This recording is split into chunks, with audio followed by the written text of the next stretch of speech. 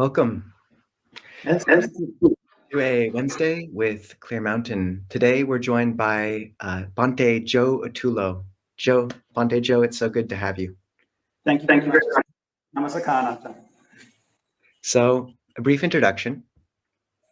Born in London, Ontario in 1983, Bhante Joe's interest in Buddhism began in high school after reading about the Four Noble Truths. He trained at the Toronto Zen Buddhist Temple before turning to Theravāda and joining Tisaraṇa Buddhist Monastery in 2008. Ordained as a bhikkhu in 2010, he trained in Canada and Thailand until 2015. After time in California and Toronto, he moved to Sri Lanka in 2019, where he now resides. His teachings published on the YouTube channel Dhammavinaya Patipada, as well as the website Dhammavinaya Patipada, which we will spell in the description because some of you might not have the spelling quite, is really worth looking into. His teachings are wonderful. So we feel like we've been adjacent to Bhante Joe for a long time, and finally to get to meet him somewhat in person and have you on the channel, Bhante, it's a pleasure. Welcome. Thank you very much. It's great to be here. So just to start with a quick kind of introductory question, why did you leave Canada and come to Sri Lanka, and what's your kind of day-to-day life like as a current monk traveling or living in Sri Lanka? Well, I think it probably started actually even before I came to Theravada. For some reason, I was quite afraid to become a monk actually initially, and I was afraid to leave school, and I was just really kind of frightened about that. And then I was asking myself, what am I going to do? Where am I going to go? And then this thought came into my head, you're going to go to Sri Lanka. So that was this thought that just popped into my head when I was very young, when I was a young man, even before I decided to ordain, before I left school. And then when I went to Theravada and had the great good fortune to go to Tisaraṇa Monastery, there was a Sri Lankan monk who came. And we were talking about the forest there. And I said, does Sri Lanka have a lot of forests? And he said, yes, it has a lot of forests. If you come to Sri Lanka and go to the forest, you have to let go of your life. You can't think about your life. So as a young monk, of course, I thought, wow, that sounds really great. That sounds like something I'd like to do. And then as well, the thing that inspired me actually to join the Thai forest tradition was that I read this book, Patipada, when I was at the Zen temple. And that book seemed to show a lifestyle that was really similar to the lives of the Buddha and his great disciples, kind of wandering an itinerant lifestyle and spending a lot of time in meditation. And I was very inspired that the venerables in that book seemed to be getting the same results that they did at the time of the Buddha. So that was a kind of ideal that I had in the back of my mind, like, oh, that sounds like something I'd really like to do. And then I heard about this monk, Jnanadipa Bhante, who was still living that way. He kind of gone and built these solitary kuttis in very remote areas of Sri Lanka. And he would just travel. You had to track him down. There was kind of no real way to find him, no address, no website, no phone. So those were the two draws, really. Well, I should say three draws. There was this feeling, maybe a kind of feeling I had I should go. And then there was the intellectual part. It's got really great forests. Thailand was so inspiring to be there. But unfortunately, I think they've lost a lot of their forests, except in the north. And then the third thing was I really wanted to meet Jnanadipa Bhante. So those three things, and possibly more, drew me to Sri Lanka. As far as the daily life for monks here, the culture here is really open, actually. So there's not like so much of a schedule at monasteries, and there's, things are much more fluid in Sri Lankan culture in general. So they have this really inspiring, really strong culture of giving dana, and you can get food anywhere you want as a monk, pretty much. You go anywhere, people will feed you, and then they'll leave you for the whole day. And that's just part of the culture. They don't usually come much to want you to do programs or to want you to do this. They really like to offer dana, and once dana is finished, then it seems to be a cultural element that monks are just free for the rest of the day. So usually, at the monastery I'm staying now, I'll come down for breakfast dana, I'll eat that, then I'll go back to my kuti, and then, time for meditation, time for, usually I check the emails and then, then do some meditation. and then come back for lunch dana, eat lunch dana. And they've given me this kind of room, so I just go and eat alone. And that's something that's usually totally fine, often totally fine to do in Sri Lanka. And then after lunch dana and doing, very minimal amount of sweeping, I go back to my kuti again. And then it's basically the entire rest of the day free. And I don't usually, I don't often come down after that. So you can devote a really large portion of your day to meditation if you want. And then, as you know, also I sometimes give talks on YouTube and, sometimes do some writing and things like this. So it's really quite a free day, and you can devote most of it to meditation, which I should say is another thing that really drew me to Sri Lanka. Mm. That book that you mentioned, the Patipada, that's written by Longta Mahabua, basically about Luang Pu Mun's way of practice. And for me as well, that was a huge influence. Actually, it's what led me to ordain. In the three of us, we all ordained in the kind of broader Lumpur Cha tradition, all at different monasteries.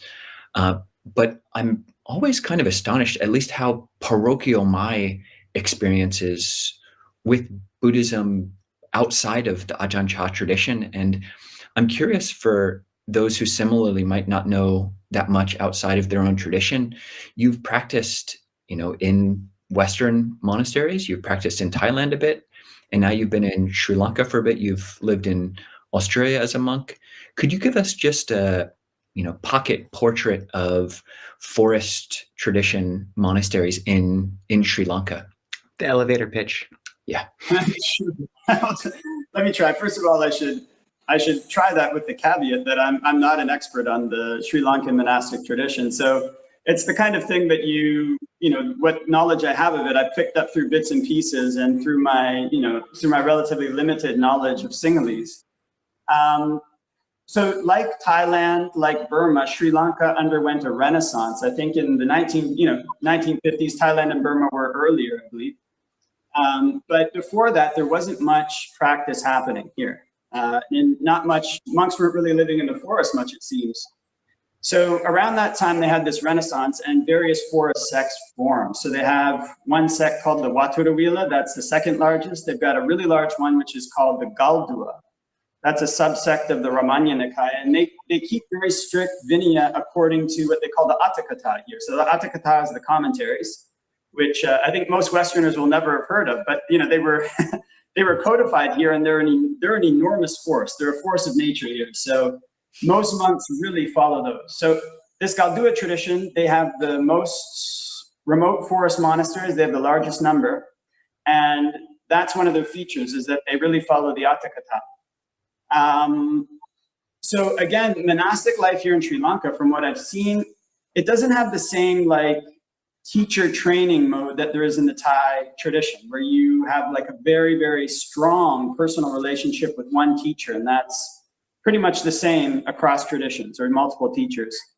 Here, that does seem to be the case somewhat in the Galdua, but they actually have almost like a university type system of learning that's also in place, and that I think is coming culturally from ancient times, actually, in Anuradhapura. So it's common that there'll be study centers, and monks can go there and really study and train quite deeply, actually, in their studies of the suttas and the Atthakatha, and what they call the tikas, the commentaries on the Atthakatha. So that's really a feature of monastic life, I think, for many Sri Lankan monks, and it's also impactful in terms of your status in the community, the monastic community, your level of education that you might have. So typically, a forest monastery here that I've seen in the Galdua, the ones that some of them that have impressive standards, they'll tend to have one teacher who's a meditation teacher. They call them a Kammatthana Acharya. And then they'll have another one who's a Vinaya expert. And those ones who are the Vinaya experts, they might have gone to school or done these degrees. And then together they kind of form a bit of a nucleus of the monastery. But they don't really act in the exact same way that we would have been used to in the monasteries we trained in, where it's quite a tight relationship. It's kind of, they'll look out and they'll say things to monks, they'll say things to you, But it's more like you have to make the initiative. When you want to learn something, you go and approach them, and then they'll start to teach you. For foreigners, there's enormous freedom and enormous free space. Like foreigners, we kind of exist outside of that system. So you can just show up at a monastery and then you're pretty much free to do what you want. In terms of being drawn to this forest flavor, which maybe is becoming, is embodied somewhat in these traditions you're speaking about, but is quite unique, I think. The figure you mentioned being inspired by Gnanadeepa Bhante, he's a luminary. And actually, it's how you and I first connected. Was you wrote a biography of him, and were one of the few monks to really spend, I think, a significant amount of time with him as he was moving towards his death. And he embodied this forest practice ethos more than maybe most any Westerner or monk in Sri Lanka in a long time. So would you speak about Gnanadeepa and what you found kind of especially inspiring about him? Yes, he was one of the, I think he was one of the great monks of the modern age. Certainly a great Western monk.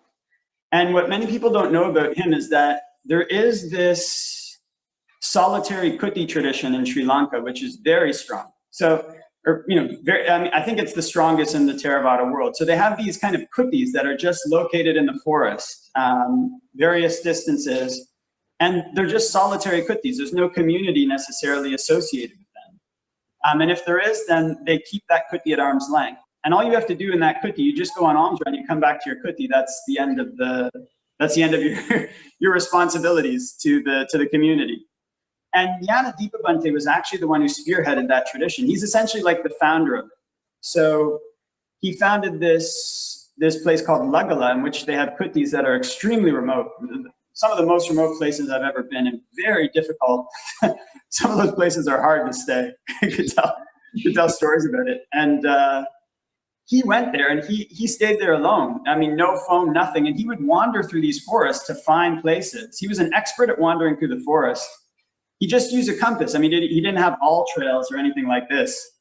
As an aside, when I first came to Sri Lanka, I wanted to go exploring in the forest, and people don't generally recommend that you do it. So we went in there with myself and two other monks, and I had these pieces of toilet paper I was putting on trees to try to make sure I didn't get lost. And after about 3 hours of walking, I came across a piece of toilet paper. I was like, wait a minute, I went in a circle for 3 hours. So, he was alone. I mean, there were three of us there. So he would go all through these forests. And if you get lost in the forest, if you trip, if you sprain your ankle, you'll probably die. I mean, there's a good chance you'll die and nobody will find you. And if they do, it'll be weeks later, possibly. So, I mean, it's not really the same level of like integration with like emergency services and these things. Like the villagers are the main support for the monks. And if they don't know where you are, then you could die. So he had almost no fear of that. So I remember when I first came to Sri Lanka, I was really interested in going on Tudong. That was the main reason that I really wanted to come here actually, and to meet him. So I was asking him all these questions about Tudong when I had the opportunity to meet him. I kept asking him questions about dangerous animals, and I was looking on maps to see where the areas were that were safe to travel. Anyways, there was this one area of forest that I went where like every 10 steps there was elephant poop. And there was very clear elephant paths and maybe like elephant footprints. And I was scared to go down there. I felt it was dangerous. And I asked him about it. I was asking about these things. He's like, why do you keep asking questions about safety, essentially? And I was like, he's like, all right, why are you so concerned with safety? I'm like, oh, well, Bhante, I just want to be safe. He's like, don't be concerned with safety. That sounds like a fine place to go. So, I mean, he had been stomped by an elephant and had broken his leg. And one leg was shorter than the other. He had a shoe that was, one shoe was like several, 2 or 3 inches higher than the other because of this injury he'd had to his leg. And he was still advising me, like, just go ahead and go into this dangerous area of forest. Another thing that really impressed me about him was he was one of the most famous monks in Sri Lanka, actually. If not at points in his life, the most famous monk in Sri Lanka.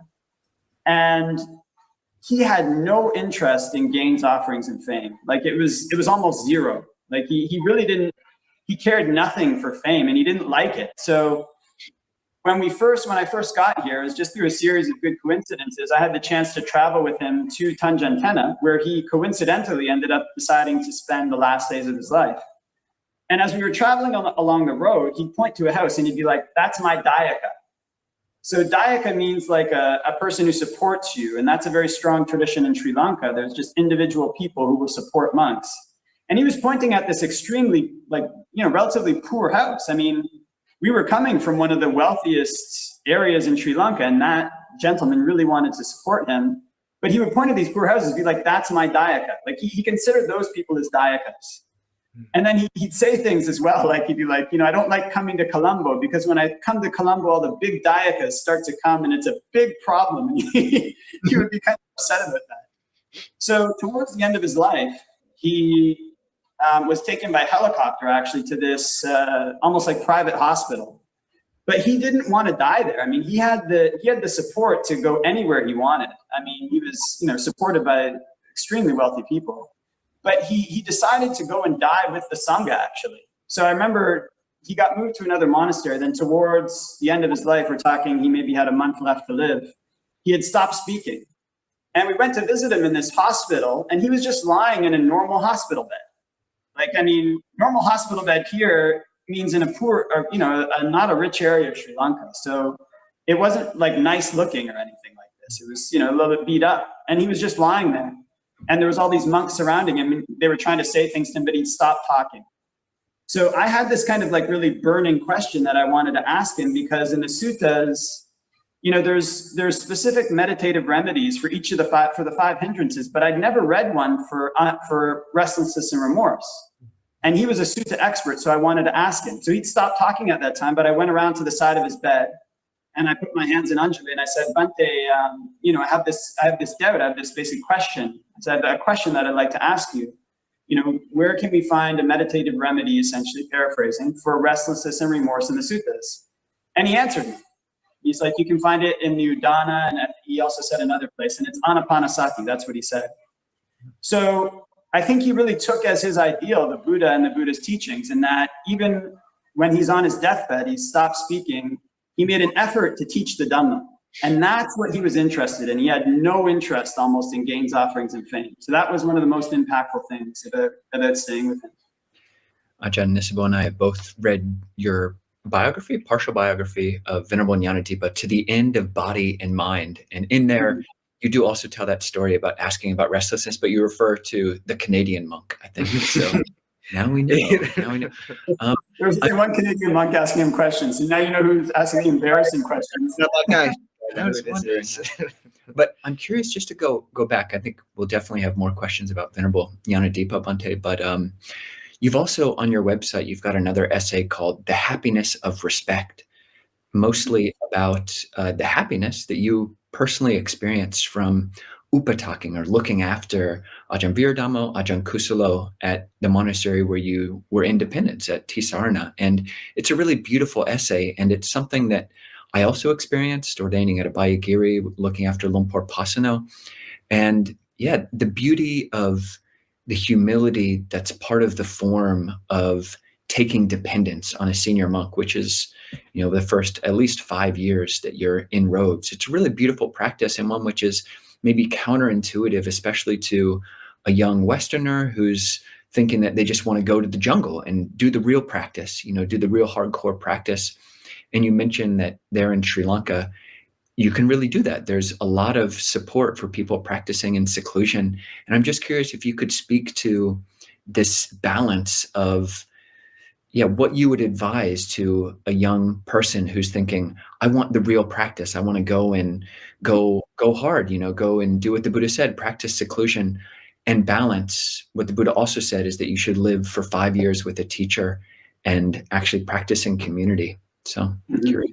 Yeah, thank you for the question, Ajahn. I mean, it's a very good question, and I think a relevant one to maybe a lot of young monks who would want to come to Sri Lanka. So, I mean, every culture has its good and bad points. I mean, that's just the way that it is.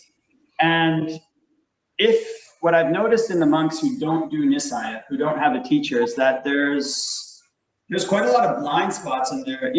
I can't say for every monk, but I've really noticed that there's blind spots in the training of monks who don't take Nisai, haven't lived under a teacher. It's sometimes actually quite difficult to live with them. Like whatever their profession was before, like if they were a lawyer or if they were a, I don't know, business person, they're still like that. Haven't changed, So I mean, humans are very responsive to training, I think. I think it's just part of the human makeup.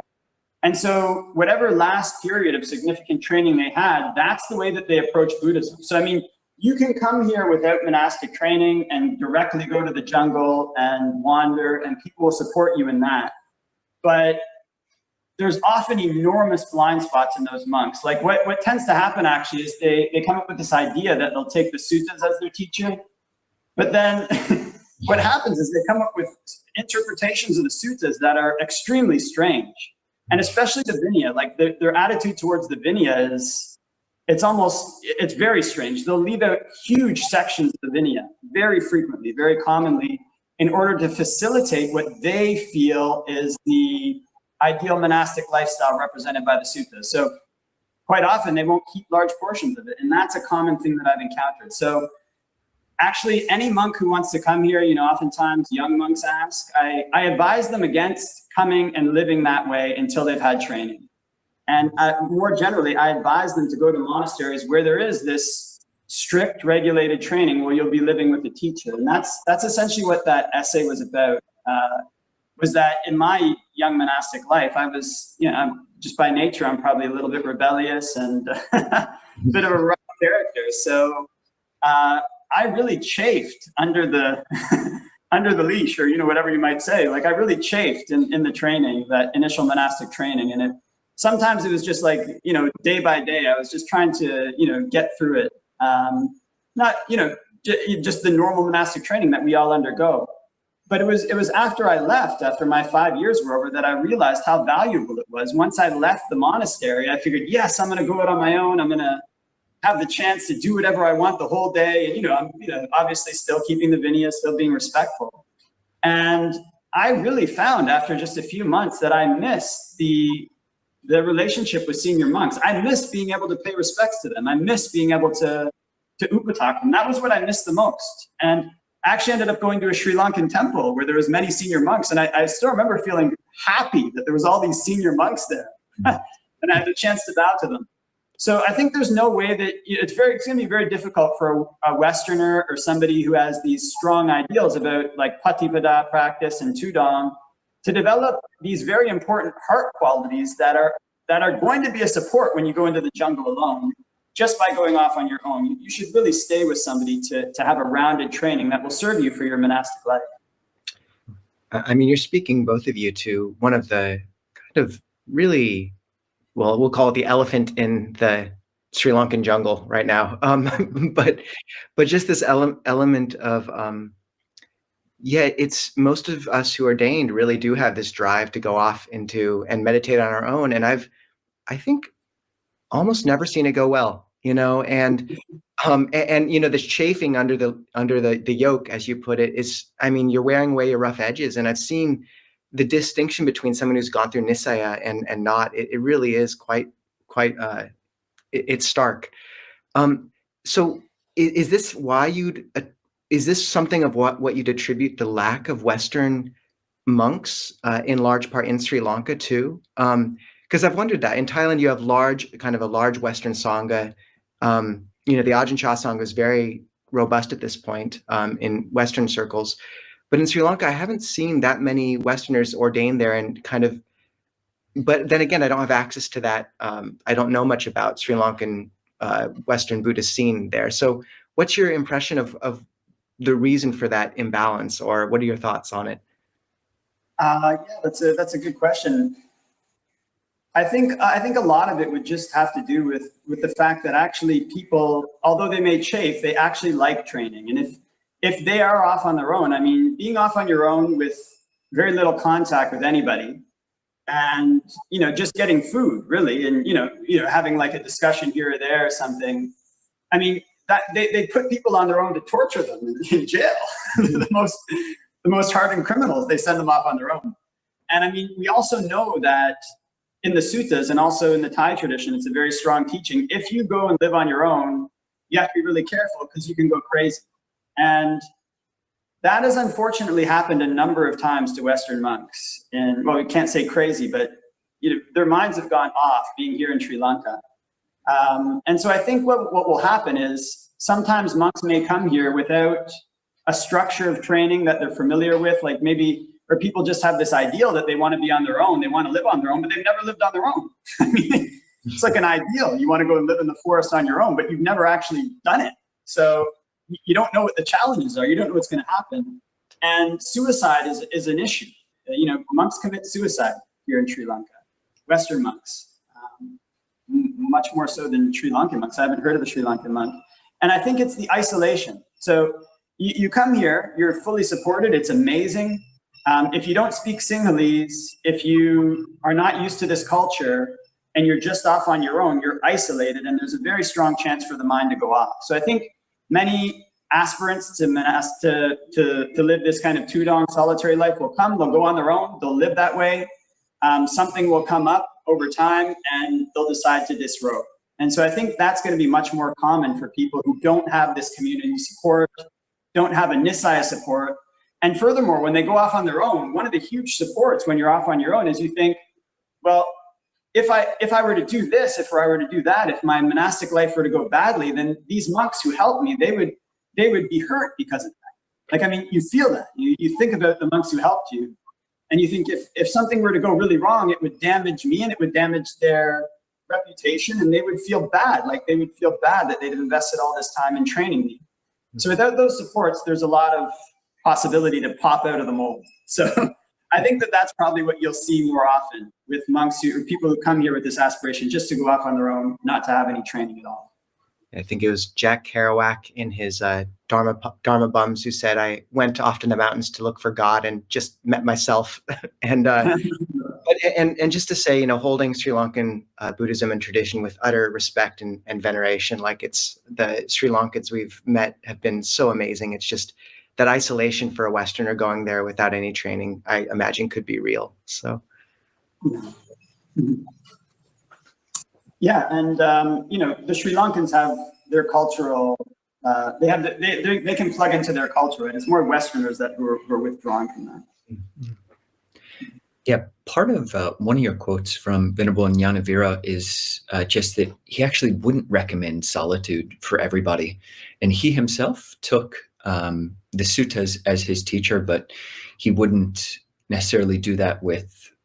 Yeah, I'm curious what you would advise. I mean, have you met anyone who you feel like could take to having the suttas as their sole teacher in the way that Venerable Ñāṇavīra did, or Ñāṇadeepa, excuse me. Yeah, Ñāṇadeepa. Every time I say Ñāṇadeepa, please replace Ñāṇadeepa. Two different monks. There are lots of Ñānas in Sri Lanka. So.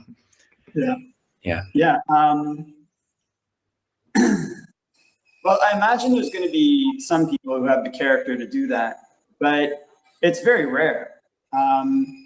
And, why put yourself, I don't recommend it, actually. I mean, I recommend against it strongly. Like, why put yourself through that difficulty? I mean, if there was a situation where there's nowhere to train, where there's no good communities, then you have to do that. And some of the monks back in those days, the Western monks, there was difficult to know where there were teachers. So it was just a kind of a toss-up.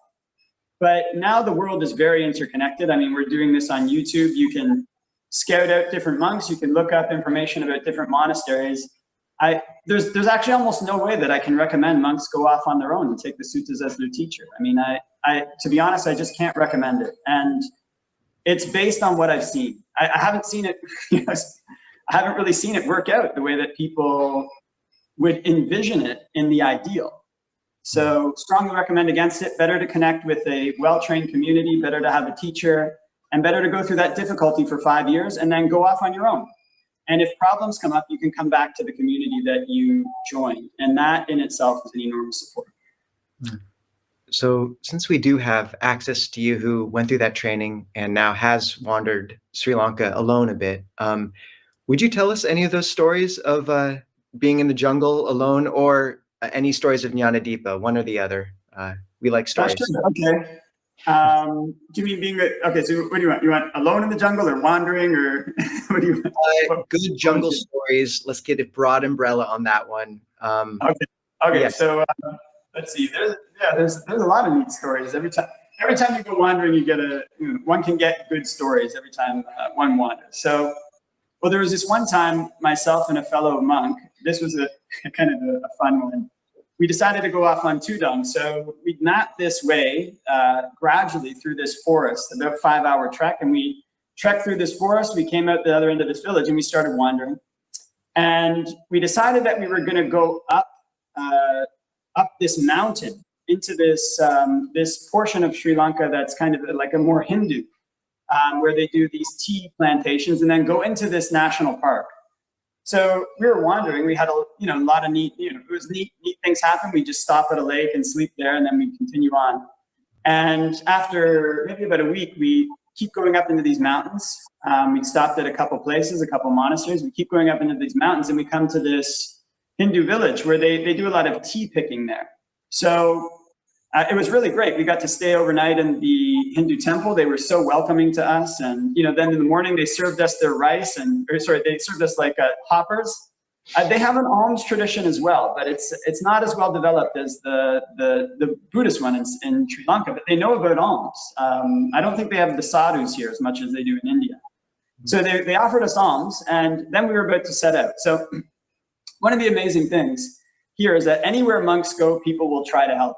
It's really quite something. So we got to this tea estate, and the tea estate manager, he was a Buddhist, I think, and he basically said, okay, I'm going to assign you some workers to guide you through these mountain paths and take you to the national park, because there's this route that tourists can go. I mean, you got to apply for a permit or something, but all the locals know it. So he's like, we'll just take you on this route. I'll assign you some workers to go on this route.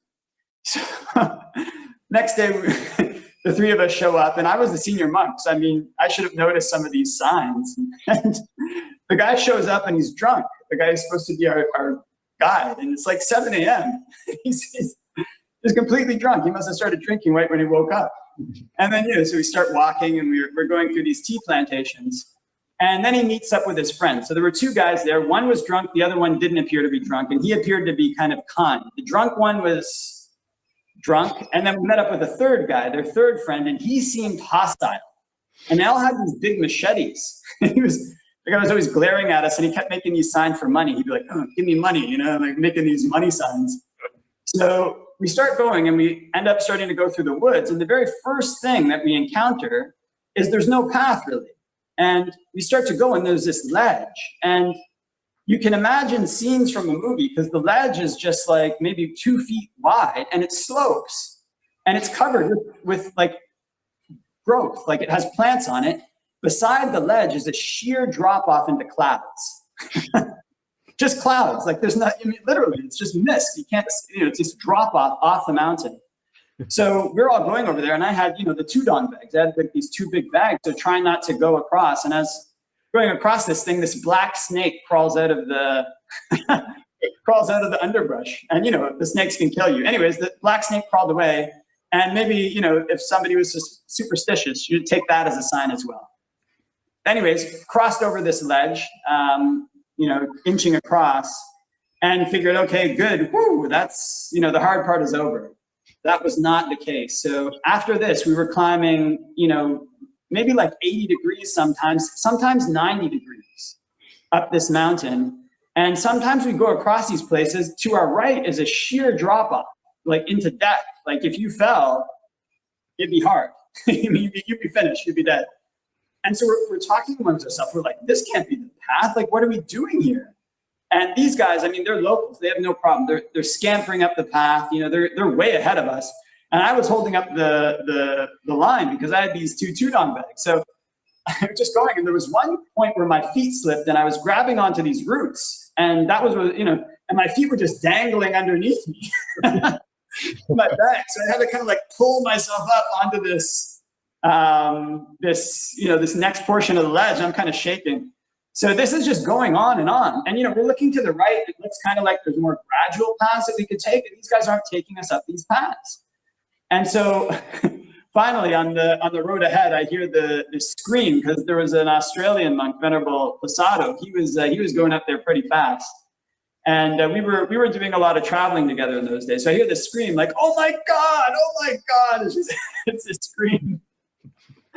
And so you don't know what happened, but we've been on this death-defying track for about an hour, or a long time. It's from the morning time, and finally we get to the top, and they finally cut this path through. So we get to the top, and there's this bathroom and things like that. And these guys just start scampering down the side, and they were getting really angry with us. By the way, they started getting more and more mad, like, hurry up! And I was thinking to myself, well, if these guys have machetes, we don't. If they kill us, then I don't know who's going to find our bodies. I mean, this is in the middle of nowhere. When we get to this bathroom has this huge glass wall to prevent people from falling into the area that we came from. And so we're talking amongst ourselves, and the monk who could speak Sinhalese, a Sinhalese monk was with us. I was like, why would they take us on this route? Like, this makes no sense. Like, we could have died. If they died, the police would come. The police will, if foreigners die, the police will look into it. And what we realized was that these guys, what they thought was that we would be able to climb as fast as them, so they could take us on this route and they'd get like a half day off work. That was their reason for taking us on this trek, which we could have easily died multiple times falling off the cliff. And what it turned out was these guys actually had a side job, because most villages are not as economically integrated as you might be used to in other places. Some are relatively remote and they rely on just one source of income. So that one was tea. And so as a side job, as like a side hustle, what these guys would do was we actually climbed this mountain that was called Mini World's End. It was right next to World's End, this mountain called World's End. That's the name of the mountain. And this mountain is well known, or what people do, they go to World's End and they jump off of it and commit suicide.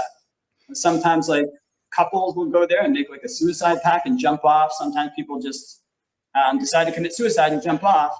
And these guys get contracted by the Sri Lankan government in that village to go and pick up the bodies and take them out. So they'd taken us on the route that they used to collect the dead bodies from people who jump off the cliff. So that was the route we went on. Anyways, we continued on through Horton Plains National Park. There's more to that story, but maybe I'll leave it there. That was a pretty death-defying two-down. Yeah. I appreciated that story, Bhante. Yeah, that's awesome. We do have a few questions from people who are watching live. So the first question, Bhante, I'm planning a trip to Sri Lanka, and some friends told me that the Buddha visited Sri Lanka, Adams Peak, and that he has footprints there. Can you please share something about this? So maybe two questions that are in there. One is just, about all these stories about the history of Sri Lanka. I'll just recommend, Bhante did a great video called Lest We Forget, which does contain a partial history of Sri Lanka, but just curious how you hold the historicity of all these things, all these stories about the long, varied history of Sri Lanka, and what you would recommend both for a layperson or for a monk if they can go and they've only got so much time, monk or none. Yes, yeah. Thanks for the question, Ajahn. So in terms of I'm really impressed by Sri Lankan Buddhist history. I mean, it's amazing. They had the most Arahants here aside from India, and it was thousands of years ago. So if any of us, I think maybe of my generation, grew up watching Indiana Jones, Sri Lanka's like that. You'll go into the forest, middle of nowhere, and you come across these ancient ruins that are just there in the jungle. And they had treasure buried in them. So people would kind of go into the jungle hunting these ancient ruins for treasure, and they're still hunting there. They still do this. So it has this adventuresome flavor, and it also has this extremely inspiring quality to it that so many Arahants lived there in ancient times, and the physical evidence of their dwellings is still there. As far as what I'd recommend for lay people or monks who want to come, Adams Peak can be nice. I mean, I've never actually gone there because you hike up there, it's several hours, and then you don't see a footprint. It's covered by a stone. Apparently from the Ajahns, maybe at least one Ajahn in our tradition who's gone there has described it as a very powerful place. So If you'd like to visit there, you can, Adams Peak. You'll be trekking up there. You'll go to the peak. I imagine it's very beautiful. Just know that the Buddhist footprint is not on display there. It's covered by stone.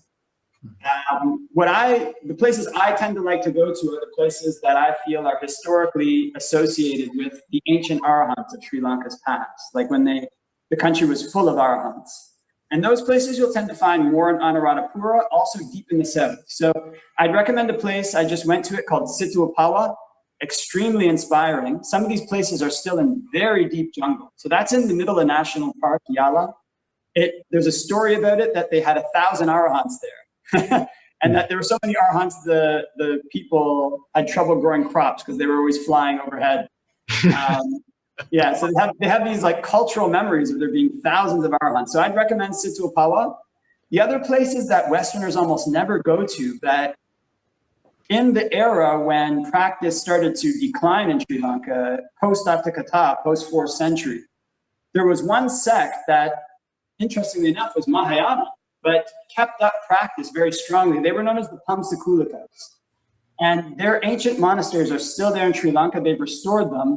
I strongly recommend visiting Rittigala. Rittigala was the site where Sri Lanka's first Arahant had his Aranya. So it was the first Aranya in Sri Lanka, home of the first Arahant. It also later became the headquarters of this Pamsakulika Nikaya, who kept practice up in the era when study came to dominate Buddhism in Sri Lanka. And it may be one of the most, if not the most inspiring places I've been to in my life as a monk. If you could still practice there, I would probably want to go and live there. And this word Aranya, does that mean forest or forest monastery? Right. Thank you for asking, Ajit. It means it's forest monastery. It means both. In Pali, it means forest. The short form in Sri Lanka is forest monastery, but the long form is Aranya Senasana. I believe the Pansadhovakas, I believe in one of your teachings, you mentioned that they're very stark monasteries, except for their urinals, which are elaborately carved with pictures of these luxurious monasteries that they would just pee on.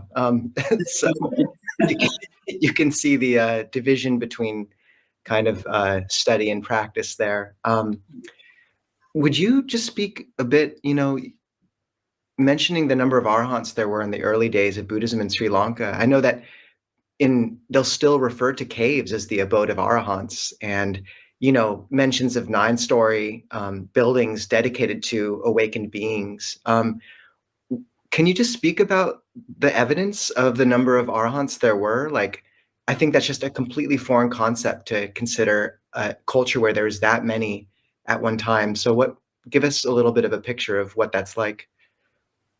Well, what you'll tend to see if you go into many forests, if not most forests in Sri Lanka, is there'll be these kind of ledges and overhangs. And then some places in the forest, they'll have these overhangs that have been chiseled.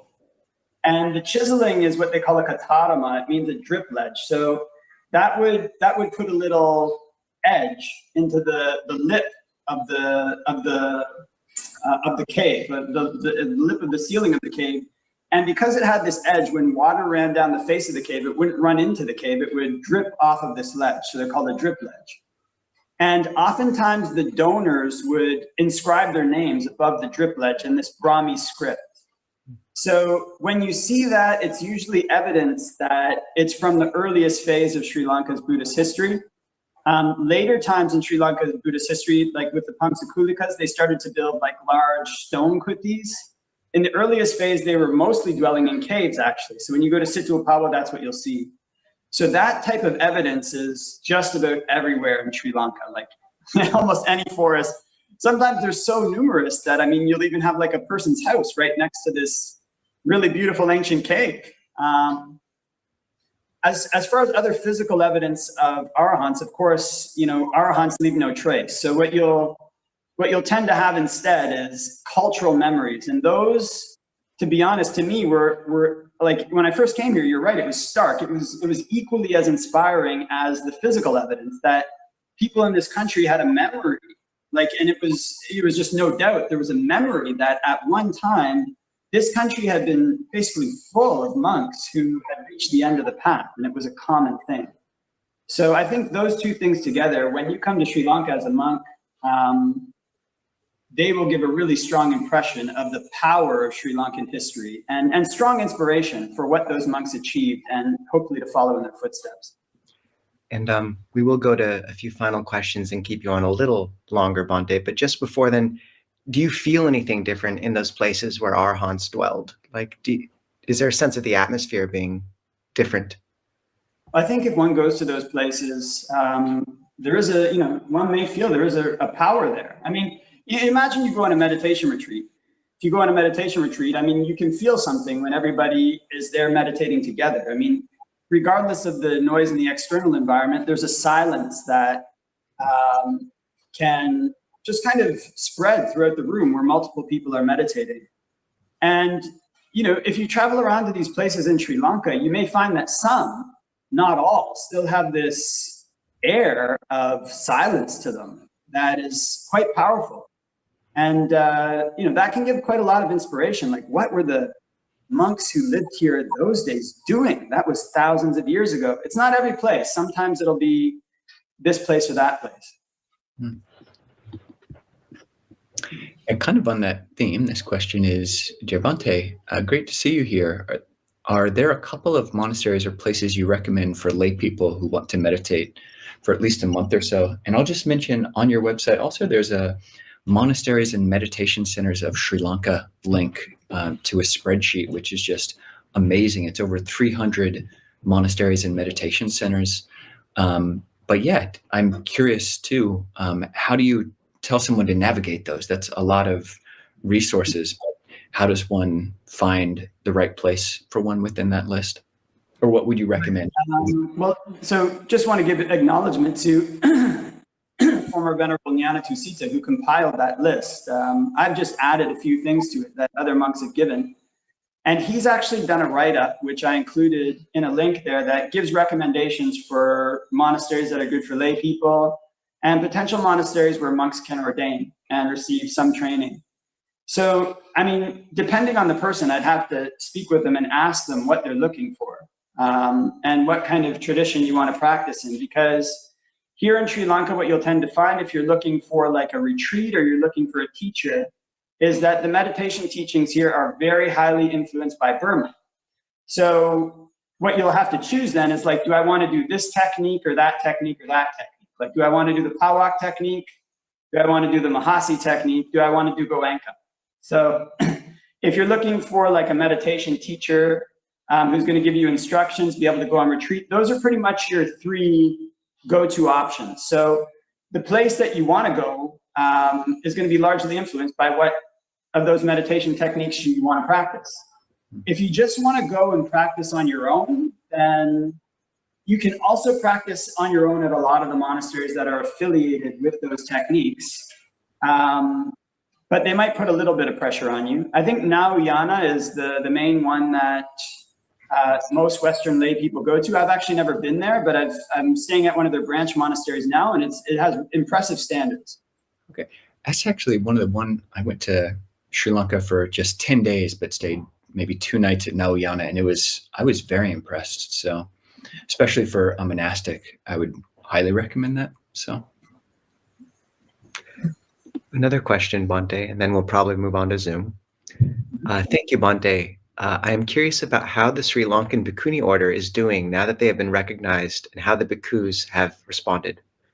Just to end on a, Sure. Well, I think Sri Lanka, I mean, again, because of their history, I think it's the only Theravada country that had a direct line of bhikkhunis coming from the Buddha, which died out in the course of war. So you'll see bhikkhunis, monasteries all over the place. In terms of their interactions with forest monks, I haven't seen a lot of interaction. Generally, I mean, there's friendliness. So if you go on alms round, they actually like to offer you alms. Like they'll ask you to come to their monastery. There was one cave kuti that I was staying in, and the bhikkhuni, she had a monastery in the village, and she would invite me to come to her place for alms. So I think I did that a couple times. So there's this kind of friendliness there, but I haven't seen like a real formal relationship in terms of like the bhikkhunis and the bhikkhus having some like conferences or like formal meetings where they're meeting every like 2 weeks or every month or something like this. I haven't seen that. In Sri Lanka, what you'll tend to find is that villagers, wherever you go, they'll just support any monk who's there. So they don't really think about it. They don't think about orders. They don't think about what's the connection between these people. It's just like, there's a monk living here, let's bring them food. So for that reason, what you'll tend to find here is less formal interaction between, say, various orders of monks and more informal interaction. So I think that's the pattern that you'll see with bhikkhus and bhikkhunis. So we got a piece of news maybe about a month or two ago that the Sri Lankan Supreme Court had actually, like the governing body, not the religious side of the Supreme Court, which might exist maybe in other Buddhist countries, but the governing body, Sri Lankan Supreme Court, decided that bhikkhunis had to be given kind of the same rights. So there was this governmental acknowledgement of the status of bhikkhunis. Could you provide any context to that? Like, having never been to Sri Lanka or interacted with bhikkhunis there, is that something which is everyone knows about and it's like huge news there, and it's there's like immediate effects that you see every day around you, or what is what do you know about that? It's interesting that you brought it up, Ajahn. So I think one of the real strengths of Sri Lanka is that the villagers, they have a community that's such that they're almost like a little bit like of an independent node. So whereas in the West, people are going to get a lot of their news top down, and what people initiate, say through a law or a government program, is going to have widespread impacts that are going to be like the talk of the town, many different places. In Sri Lanka, it's not really that way. Like, the villagers are interested in what's going on in their village more than anything else. So, for example, during Corona time, there was all these stories on the news, like Sri Lanka's food shortage and fuel shortage. And, you think, they're running out of fuel, there's going to be no food. I was in the villages at that time, and the villagers almost didn't care. Like, they were like not worried about food at all. They just didn't care. It's like, there's food here. We don't care, They cared about the fuel. The fuel really upset them, but the food was no problem. So what would be like really impactful big news in the West that would spread throughout the country is not necessarily something that you're going to hear about on the ground here. Maybe it'll have like more widespread effects over time, but really the organizational structure is different. So it's more coming, the village structure is much, much more influential here than in the West. So what happens at the top is not necessarily going to permeate down to the villages in a really quick way. They'll just support monks when they see them. It does seem, in some ways it was a reflection of a groundswell that had already happened. If all the places where the Theravada Bhikkhuni order has gained traction, Sri Lanka certainly has the largest number. So, Bhante, we do have to move on to Zoom. Just to say, it's really a pleasure to actually have you meet the community and to have the community meet you. We really recommend people check out Dhammavinaya Patipada, and we'll post the link to the website and the YouTube channel in the chat. And Bhante, we hope we get you to visit us one of these days as well, down the road. Yes. Yeah, hope to see you at your new monastery, Nisabo. And if people want to join on Zoom, we posted a link in the chat, and people can also find it in the description of the YouTube video. So we'll see you soon, Venerable, over there. See you there.